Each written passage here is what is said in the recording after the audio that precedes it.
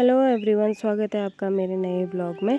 जैसा कि मौसम आप देख पा रहे हैं, मौसम बहुत ज़्यादा ठंडा और बारिश भी हो रही थी। तो ठंड में पकौड़ी बनाना तो बनता था, तो हमारा ये डिसाइड हुआ था कि आज पकौड़ी बनाते हैं। तो मम्मी पापा और मैं किचन में बैठ करके पकौड़ी बनाने लग गए थे। वहीं पर आग सेकने का काम भी हो रहा था और पकौड़ी बनाने का काम भी हो रहा था। तो मम्मी मुझे टेस्ट कराने के लिए दे रही थी, तो हम लोग टेस्ट भी कर रहे थे और पकौड़ी भी खा रहे थे वहीं पर।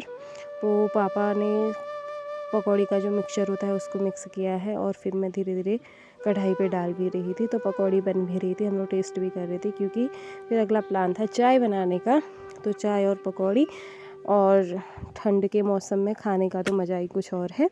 तो हम लोग वहाँ पे बैठ करके चाय भी पी रहे थे और पकौड़ी भी खा रहे थे। तो पकौड़ी बन चुकी थी, फिर चाय पी करके हम लोग गपशप मारने के लिए बैठ गए थे। मम्मी और मैं भी गपशप मार रहे थे।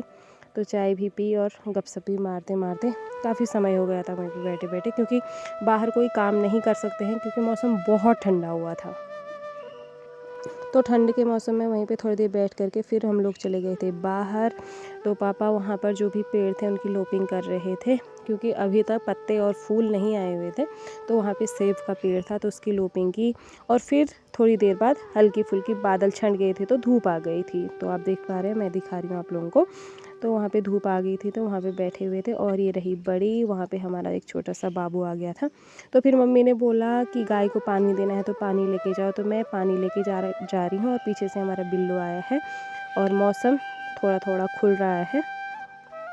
और यहाँ पे ये रहा मेरा बिल्लू। और वहाँ पे फिर मम्मी ने गाय के लिए काटना था भींगल। तो मम्मी गई थी पेड़ पे और मैं थी नीचे। तो वो बड़ी डाल थी, तो उसको काटना था। मम्मी वहाँ पे अपने एफर्ट लगा रही थी और नीचे से मैं भी काटने में मम्मी की मदद कर रही थी। तो